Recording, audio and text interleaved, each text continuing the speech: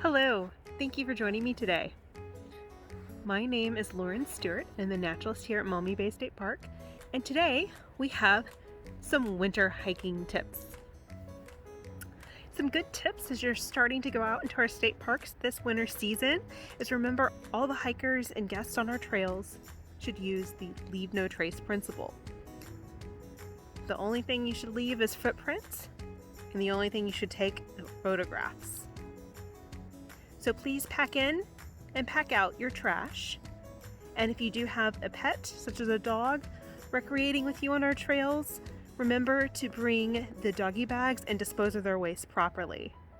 Because some of our trails are more narrow, we highly recommend that you bring facial coverings. In the wintertime, there's an added bonus of keeping your nose warm, but you may not be able to social distance the 6 feet on most of our trails, so having this facial covering available is really important so you can make sure to protect yourselves and the other park guests. So let's get started on our hike and what we need to hike and walk outdoors in the state parks. So since we are in Ohio in the wintertime for our winter hikes, there's just some tips of winter hiking and what you need to bring and what you should do. So the biggest one is to be prepared for the weather. I know we're here in Ohio, we really don't know what the weather is going to be like, but to be as best prepared for the weather as possible is highly recommended. Checking the weather beforehand and planning the days to go is also something to consider.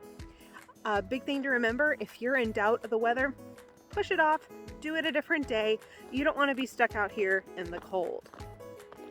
So speaking of cold, one way to combat the cold is to wear proper clothing, to layer. Having something that is water resistant is really important because as you can see in the wintertime, we often get sort of precipitation, which since it's freezing is going to be snow, but we are warmer than it is outside, so snow will melt on us. So having something that is waterproof or water resistant will help keep you dry and will help keep you warm. Layering is also really important. You want something that is moisture wicking. Cottons aren't recommended because cotton clothing gets wet, and when you're wet, you get colder quicker than normal, and so we recommend a synthetic or wool blend. So I have a nice water resistant coat and a polyester blend hoodie underneath, and then a nice long sleeve shirt so I'm able to stay nice and warm. But another thing to consider is the extremities. So your extremities are going to get colder than your body core, so having wool socks and having appropriate footwear is really, really important because if you're walking, your feet is going to be right there with the cold. So you want to make sure you have footwear that can keep you warm and keep you safe. So I am wearing winter boots that are insulated and they have good traction to help me deal with nice slippery conditions. Gloves are highly recommended. I am filming today, so I need my fingers, but on a normal day, I would be out and I'd have some gloves on.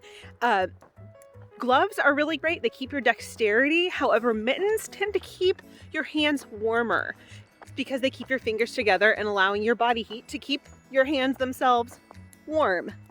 So if you're not needing dexterity, mittens are recommended. But if you need dexterity, gloves are great. And the best part is you can still layer even for your hands. So putting gloves on and then putting mittens over them, especially in really cold weather, is important. So another safety tip when you're doing winter hiking is to let someone know where you are, where you're going, when you're expected back, and what to do if you don't come back on time. The state of Ohio can really vary in things like cell phone reception and how rural or how close you are to other towns or cities. And so keep that in mind, especially if you're going an area that doesn't have very good cell phone reception. Really let someone know where you'll be and what to do if you're not expected, if you don't come back at the expected time. Here in Northwest Ohio, we have pretty good cell phone service, so it's a little bit easier, but especially if you're going in the south or southeastern Ohio, it can get a little dodgy of whether or not you have cell phone service. Check out ohio.gov and ohiodnr.gov for more winter hiking and winter safety tips. Thank you for joining me today. Please enjoy yourself in our state parks this wonderful winter season and like and share these videos. Thanks. Have a great day.